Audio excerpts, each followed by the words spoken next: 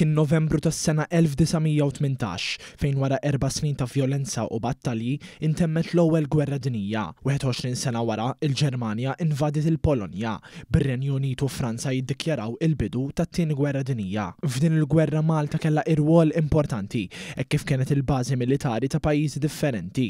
Dan wassal biex flimkien ma' miljuni minn madwar id-dinja qatt ta' Maltin sfaw mejta. Fis-sfond ta' dan il-ħadd filgħodu saret qudiesa fil-Konkatedral ta' San Ġwan fil-Belt Valletta, ikkonċelebrata mill-Arċisqof ta' Malta il-Monsinjur Charles J. Scicluna sabiex tiġi mfakkra l-memorja tal-vittmi li ħallewna fiż-żewġ gwerer. Fl-omelija tiegħu l-Arċisqof Scicluna stqar li f'din il-ġurnata kulħadd għandu jingħaqad u jirrifletti minn xi xaddew dawk li esperjenzaw il-gwerer, kemm dawk tal-passat kif ukoll tal-lum. Infakru wkoll f'tant dimensjonijiet li jaqdu wkoll jagħtu sinifikat din is-sena lit-tifkira ta' dawk kollha li ħallewna fil-gwerer, mod speċjali fl-ewwel gwerra dinjija, it-tieni gwerra dinjija, imma kif antiċipajt fil-bidu nixtieq li nitolbu ħafna wkoll għall-vittmi tal-gwerer tal-lum.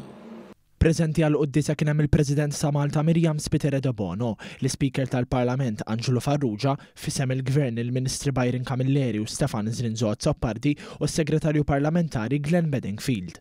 Spikkat ukoll il-peprina ħamra li bosta kienu libsin bħala simbolu ta' tfakkira tal-vittmi tal-gwerer.